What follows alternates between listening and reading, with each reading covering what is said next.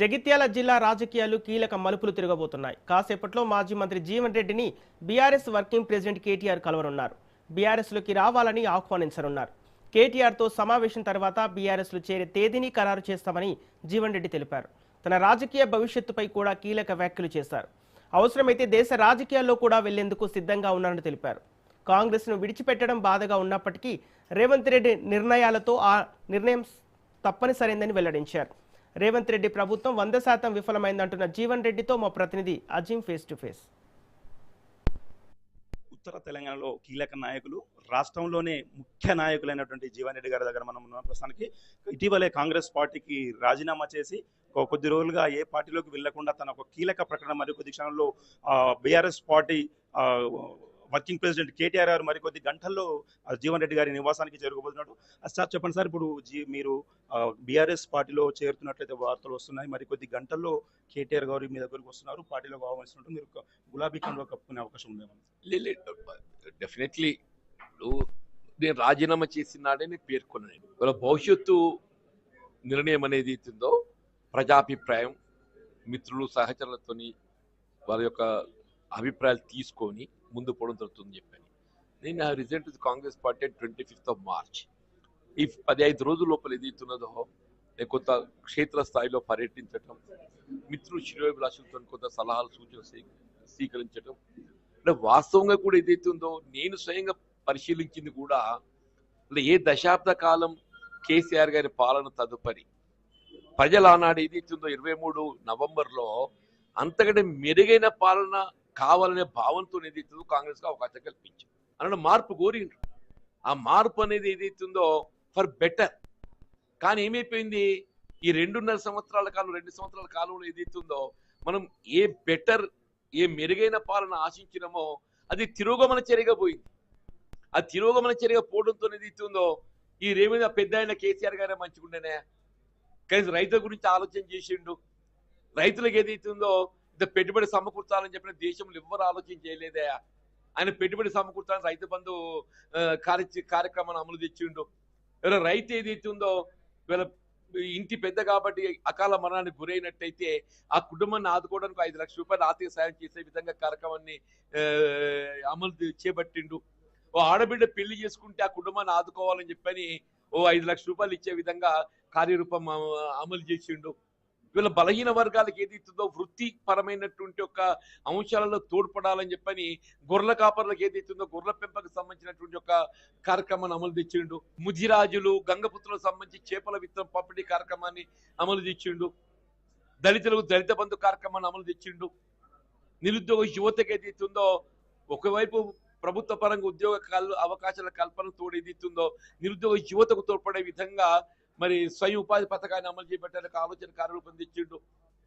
ఇలా ప్రాజెక్ట్ నిర్మాణం ఇక్కడ వాస్తవంగా తుమ్మడి వద్ద నిర్మాణం చేస్తే బాగుంటుందని చెప్పి అందరం భావించినప్పటికీ అది 152 మీటర్ లెవెల్లో ఏదైతుందో సాధ్యం కాలేని పరిస్థితులలో దాని దిగువ 100 మీటర్ లెవెల్లోనైనా కానీ ప్రాజెక్ట్ నిర్మాణం చేసి వీళ్ళ కాళేశ్వరం ప్రాజెక్టును కార్యరూపం దాల్పింపజేసిందని చెప్పి అంటున్నా. సరే, అన్ఫార్చునేట్లీ ఏదైతుందో వీళ్ళ మేడిగడ్డ బ్యారేజ్ సంబంధించి ఒక పిల్లలు కుంగిపోయాయి. ఇలా ఎస్ఎల్బిసి నిర్మాణ దశలో ఏదైతుందో అది కుంగిపోయి 8 మంది కార్మికులు చనిపోయిందా.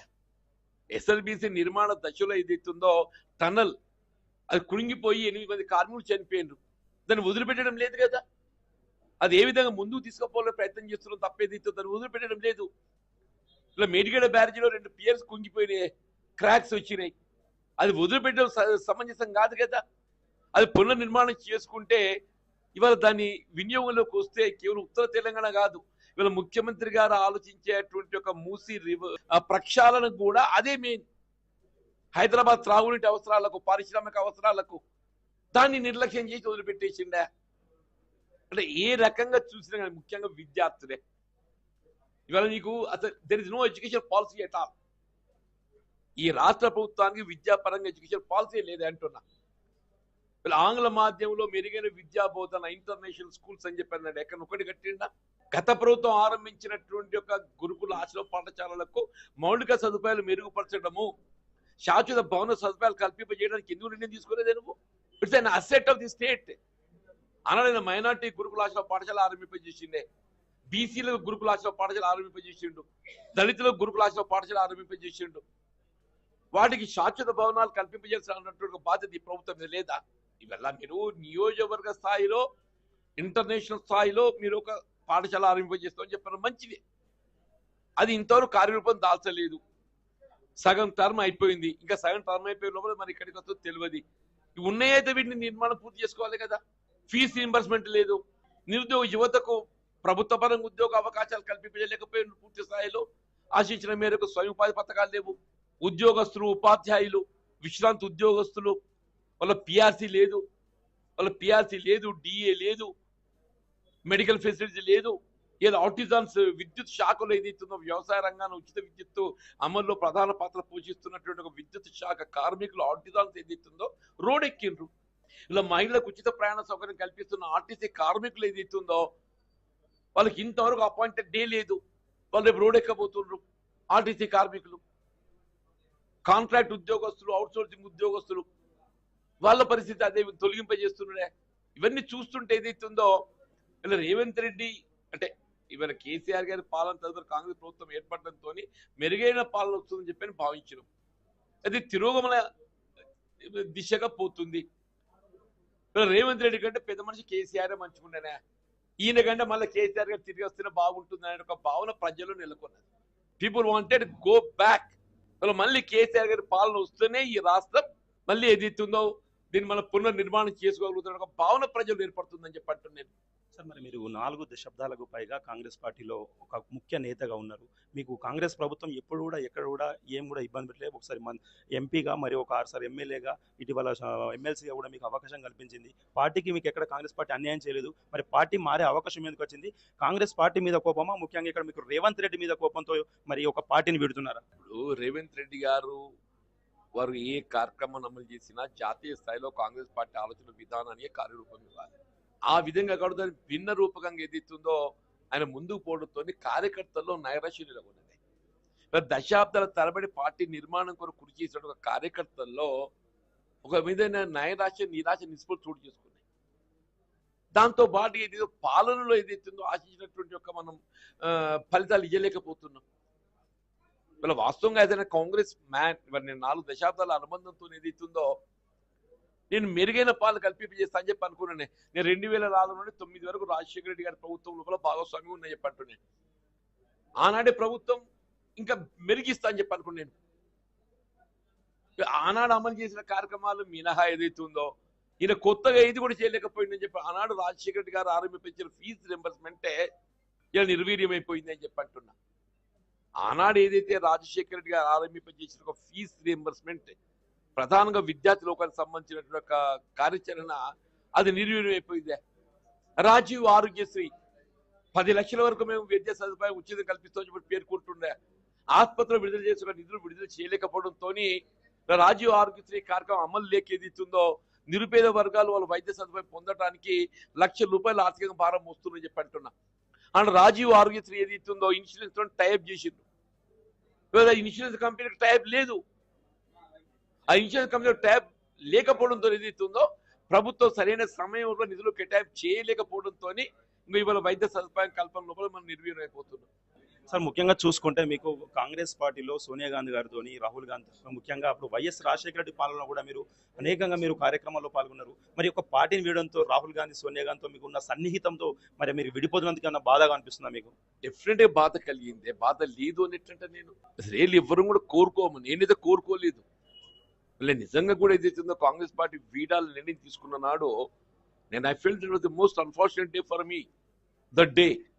బట్ ఇవాళ ఏదైతుందో వీళ్ళని అంతకంటే మెరుగైనటువంటి ఒక రాజకీయ పార్టీలో అడిగడబోతున్నాను కాబట్టి కొంత తృప్తి చెందుతున్నాను చెప్పండి. ఈ 2.5 సంవత్సరాల కాలంలో కాంగ్రెస్ పార్టీ ప్రభుత్వం పూర్తి అట్టర్ ఫ్లాప్ అయిందని మీరు భావిస్తున్నారా? ఇప్పుడు ఫ్లాపా అట్టర్ ఫ్లాపా?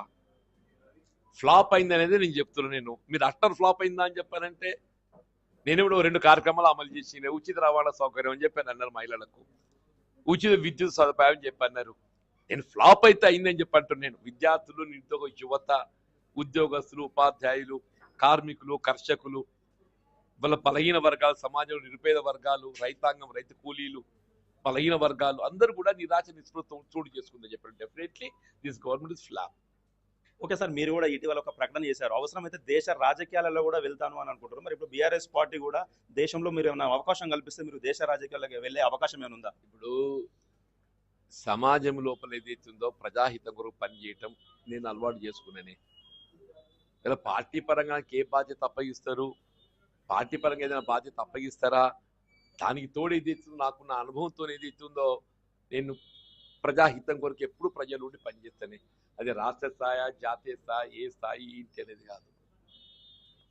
ఎప్పుడు గులాబీ కండువా కప్పుకోబోతున్నారు? ఇవాళ ఇప్పుడు కేటీఆర్ గారు అయితే is expected to come at 2 o'clock.